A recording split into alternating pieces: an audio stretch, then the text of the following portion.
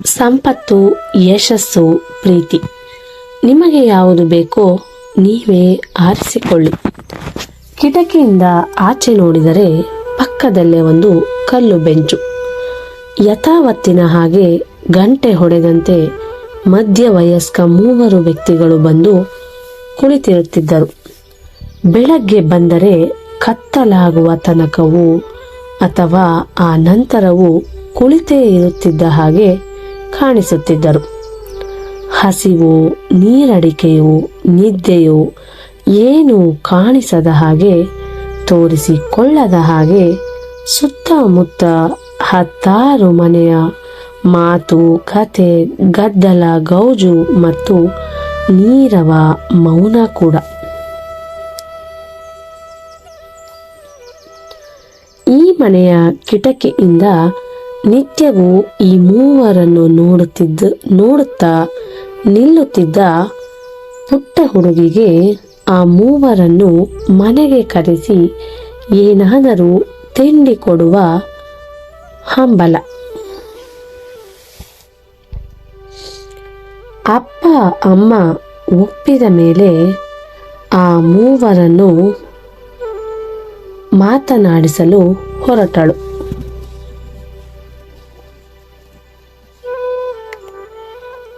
ನನ್ನ ಅಪ್ಪ ಅಮ್ಮ ನೀವು 3 ಮನೆಗೆ ಕರೆದಿದ್ದಾರೆ, ದಯವಿಟ್ಟು ಬನ್ನಿ ಎಂದಳು. ಪುಟ್ಟ ಹುಡುಗಿಯ ಕರೆಗೆ ಅವಕ್ಕಾದ 3ರಲ್ಲಿ ಒಬ್ಬ, ಇಲ್ಲ ಕಂದ, 3 ಒಟ್ಟಿಗೆ ಮನೆ ಒಳಗೆ ಬರಲಾರೆವು.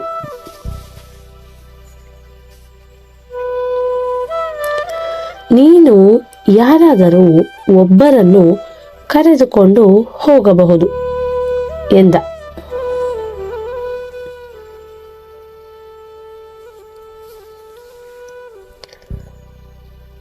ಪುಟ್ಟಿ ಕೇಳಿದಳು, ಸರಿ, ಹಾಗಾದರೆ ನಿಮ್ಮ ಹೆಸರೇನು?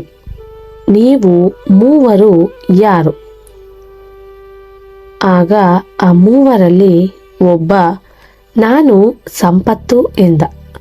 ಇನ್ನೊಬ್ಬ, ನಾನು ಯಶಸ್ಸು ಅಂದ. 3ನೇ ವ್ಯಕ್ತಿ, ನಾನು ಪ್ರೀತಿ ಅಂದ. ಯಾರನ್ನು ಕರೆಯುವುದು ಎನ್ನುವುದು ಗೊತ್ತಾಗದೆ ಹುಡುಗಿ ಮನೆಯ ಒಳಗೆ ಹೋಗಿ ಚರ್ಚೆ ಮಾಡಿದಳು.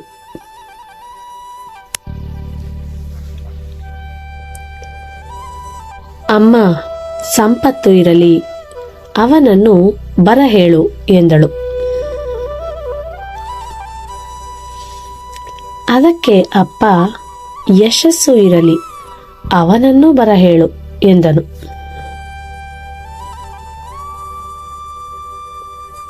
ಆದರೆ ಮೂಲೆಯಲ್ಲಿ ಆರಾಮವಾಗಿ ಚೇರಿನಲ್ಲಿ ಕುಳಿತಿದ್ದ ಅಜ್ಜ, ಯಾರೂ ಬೇಡ ಕಂದ, ಪ್ರೀತಿಯನ್ನು ಆಹ್ವಾನಿಸು ಎಂದನು.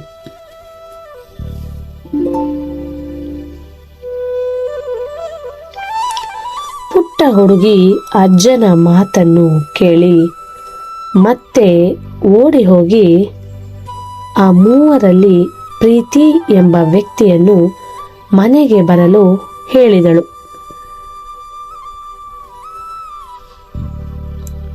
ಯಾವಾಗ ಆ ವ್ಯಕ್ತಿ ಎದ್ದು ನಿಂತು ಪುಟ್ಟ ಹುಡುಗಿಯ ಮನೆಗೆ ಹೊರಟನೋ ಆಗ ಉಳಿದ 2 ಸಹ, ಅಂದರೆ ಸಂಪತ್ತು ಮತ್ತು ಯಶಸ್ಸು ಕೂಡ ಅವನನ್ನು ಹಿಂಬಾಲಿಸಿದರು. ಎಷ್ಟೋ ಮನೆಗಳಲ್ಲಿ ಎಲ್ಲ ಇರುತ್ತದೆ, ಆದರೆ ಪ್ರೀತಿ ಮಾತ್ರ ಇರುವುದಿಲ್ಲ. ಪರಸ್ಪರ ಕಾಳಜಿಯೂ ಸಹ ಇರುವುದಿಲ್ಲ. ಅವರವರ ಲೋಕದಲ್ಲೇ ಬಾಳುತ್ತಾ ಉಳಿದುದರ ಬಗ್ಗೆ ಗಮನ ವಹಿಸುವುದಿಲ್ಲ.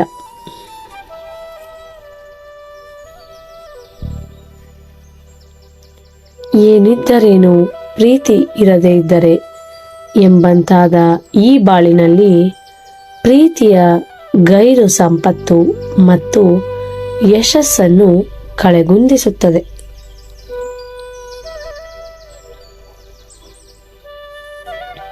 ಪ್ರೀತಿ ಇದ್ದಲ್ಲಿ ಸಂಪತ್ತು, ಯಶಸ್ಸು ಎಲ್ಲದಕ್ಕೂ ಬೆಲೆ ಎಂಬಂತೆ ಉಳಿದ ಇಬ್ಬರು ಆ ಮನೆಯನ್ನು ಪ್ರವೇಶಿಸುತ್ತಾರೆ.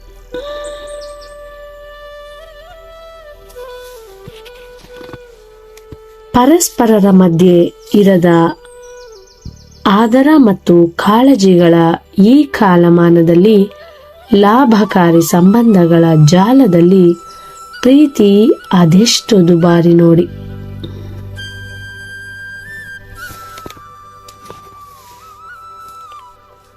ದೊಡ್ಡ ದೊಡ್ಡ ಬಂಗಲೆಗಳಲ್ಲಿ ಕಾಣುವ ಪ್ರೀತಿಯ ಅನುಪಸ್ಥಿತಿ ಉಳಿದೆಲ್ಲವನ್ನು ಅಪಹಾಸ್ಯ ಮಾಡುತ್ತದೆ. ಧನ್ಯವಾದಗಳು.